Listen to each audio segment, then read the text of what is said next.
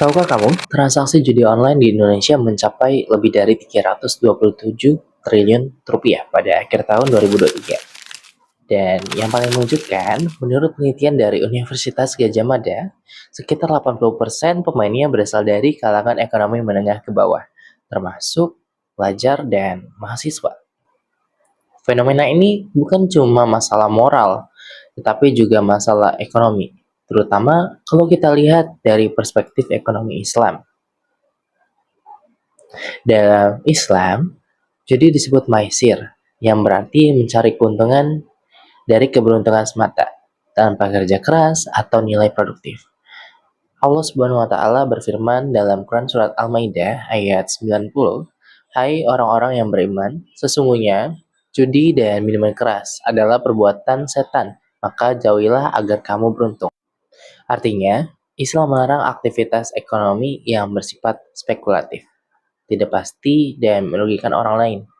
Judi online jelas mengandung unsur gharar atau ketidakpastian, di mana satu pihak menang besar, tetapi banyak pihak lainnya yang kehilangan uang dan harapan.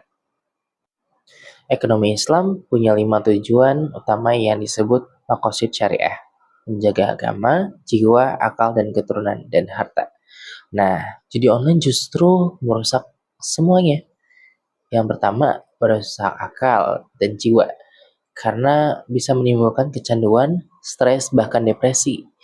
Kedua, menghancurkan harta. Uang yang seharusnya untuk kebutuhan keluarga malah hilang untuk taruhan. Yang ketiga, merusak tatanan sosial. Banyak keluarga berantakan karena hutang judi, bahkan bisa mendorong tindakan kriminal.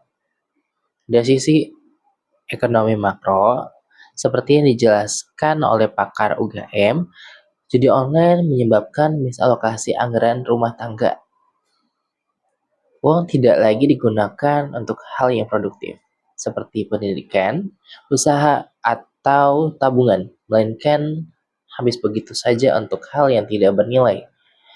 Kalau terus dibiarkan begitu saja, ini jelas bisa melemahkan daya beli masyarakat dan bahkan memicu resesi ekonomi. Lalu, bagaimana solusinya?